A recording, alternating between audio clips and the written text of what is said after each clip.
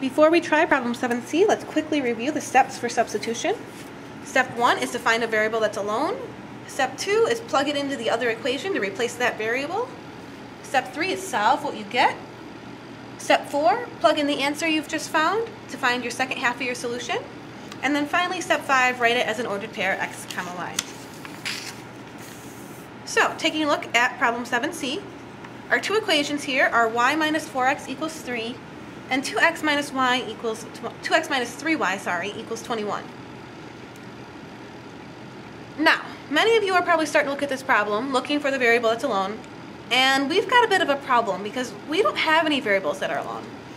In our top line we've got y minus 4x equals, and here we've got 2x minus 3y. So none of these are alone, which means we're going to have to make it so that something is alone. We're going to have to do some algebraic manipulation, change something around to get a variable that's alone.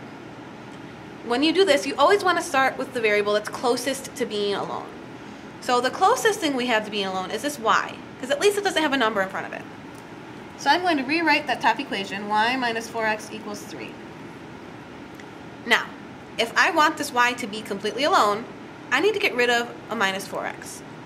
The way we do that is by adding 4x on both sides.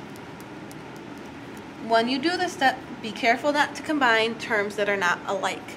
So these guys cancel and we have y equals. On the right hand side here we've got 3 plus 4x. Those are not like terms, so all I can do is write 3 plus 4x. And now we have our y alone. So we're going to take the new part that it equals and plug that in for this y right here. So we've got 2x minus 3 times 3 plus 4x equals 21.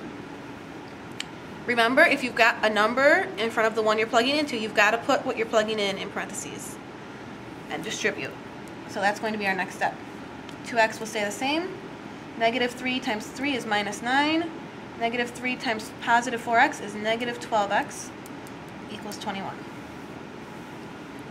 Let's go ahead and combine our like terms here. They're on the same side, which makes it easy for us. 2x take away 12x should give us a negative 10x minus 9 equals 21.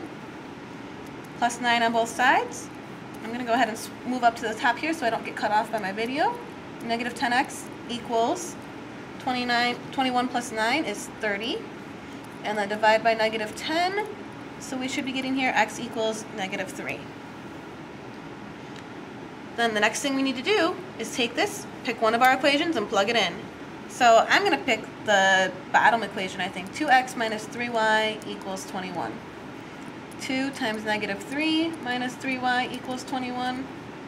2 times negative 3 is negative 6, so negative 6 minus 3y equals 21. Add 6 on both sides. Negative 3y equals 27. Divide by negative 3, and we're getting here y equals 27 divided by negative 3 gives us negative 9. And then, of course, write our answer with our x and then our y. Negative 3, comma, negative 9.